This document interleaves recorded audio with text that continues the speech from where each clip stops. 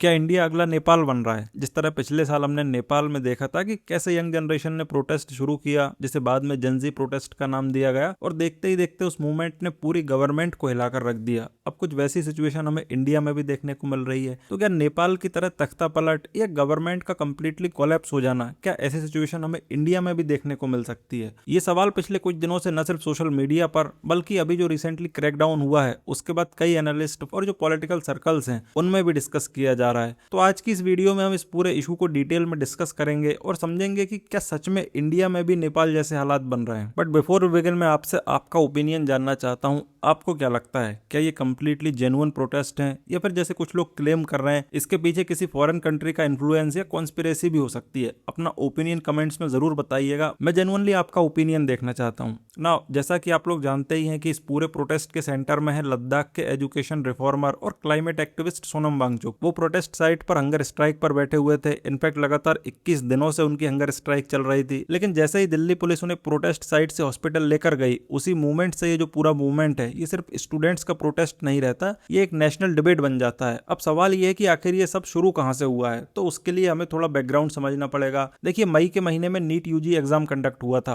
NEET basically India का national medical entrance exam है। इसी एग्जाम के बेसिस पर देश के लगभग सभी गवर्नमेंट और प्राइवेट मेडिकल कॉलेजेस में एमबीबीएस और दूसरे अंडर ग्रेजुएट मेडिकल कोर्सेज में एडमिशन होते हैं। एंड इस साल इस एग्जाम को 22 लाख से ज्यादा स्टूडेंट्स ने दिया था। लेकिन एग्जाम होने के बाद सामने आया कि जो गेस्ट पेपर पहले से सर्कुलेट हो रहा था वो एक्चुअल क्वेश्चन पेपर से ऑलमोस्ट एग्जैक्टली मैच कर रहा था। इसका सीधा सा मतलब यह है कि पेपर लीक हो चुका था, फिर उसके बाद एग्जाम कैंसिल कर दिया जाता है, री एग्जाम अनाउंस होता है, साथ ही सीबीआई इन्वेस्टिगेशन भी शुरू करती है, कुछ अरेस्ट भी होते हैं, लगभग 13 लोग अरेस्ट हुए हैं।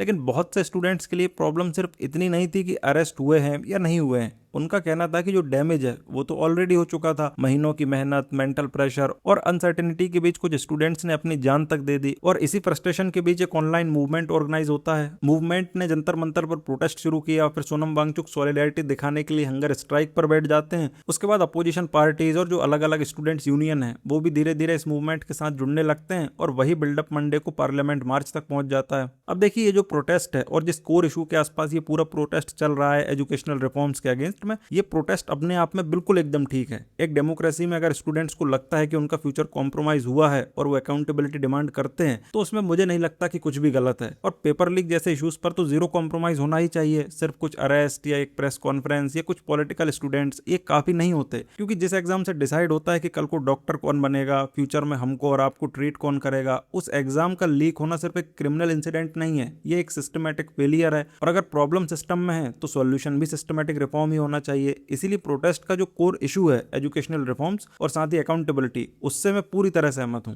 खैर, बात करते हैं उस कंपैरिजन की जिससे मैंने वीडियो स्टार्ट की थी। ये कंपैरिजन आखिर आ कहां से रहा है? देखिए, पिछले कुछ सालों में अगर आप पूरे इंडियन सबकॉन्टिनेंट पर नजर डालें तो एक चीज बार बार रिपीट होती हुई दिखेगी। और अगर आप ध्यान से नोटिस करेंगे तो हर जगह एक ऑलमोस्ट सिमिलर टाइप का पैटर्न नजर आएगा आपको। जैसे for example Sri Lanka, economic collapse हुआ, प्रोटेस्ट शुरू हुए, लोग सड़कों पर आ गए, सिचुएशन वायलेंट हो गई, क्राउड प्रेसिडेंट के रेजिडेंस तक पहुंच जाता है और आखिरकार गवर्नमेंट गिरा दी जाती है। बांग्लादेश, स्टूडेंट्स ने जॉब कोटा सिस्टम के अगेंस्ट प्रोटेस्ट स्टार्ट किया, धीरे धीरे और भी लोग मूवमेंट के साथ जुड़ते गए और देखते ही देखते ये सिर्फ कोटा सिस्टम का प्रोटेस्ट नहीं रहता बल्कि एक पॉलिटिकल मूवमेंट बन जाता है। और आखिरकार शेख हसीना को रिजाइन करना पड़ा और वो भागकर इंडिया आ गई। नेपाल, सोशल मीडिया पर रिस्ट्रिक्शंस के खिलाफ प्रोटेस्ट शुरू हुए।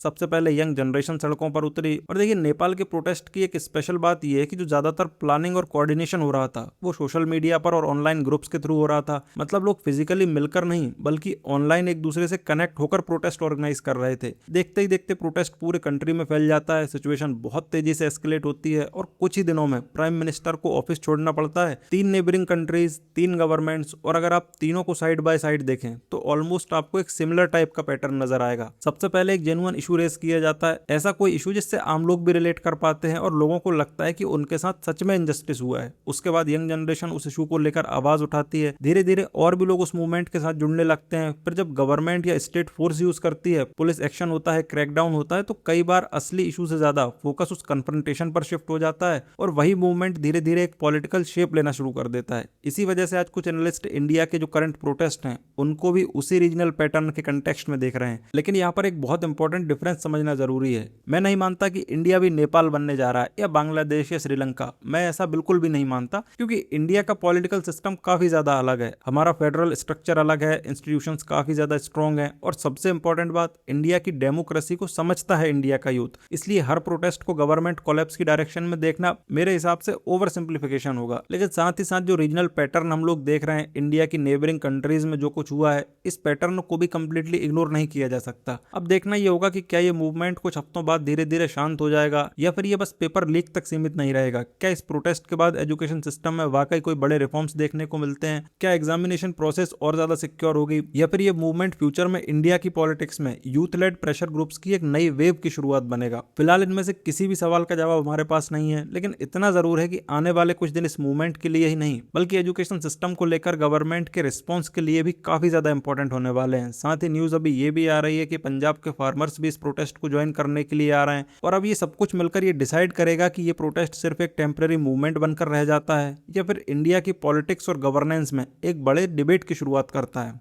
एंड अगेन मैं आपसे आपका ओपिनियन जानना चाहता हूं, आपका इस पूरे इशू पर क्या ओपिनियन है, कमेंट्स में जरूर बताइएगा। और अगर वीडियो इन्फॉर्मेटिव लगी हो तो लाइक जरूर करें ताकि मेरा कंटेंट और भी ज्यादा लोगों तक पहुंच सके। एंड एज ऑलवेज मैं मिलूंगा आपसे अगली वीडियो में। For the time being this was all from my side. Thank you for watching. This is Harshvardhan Gurjar signing off.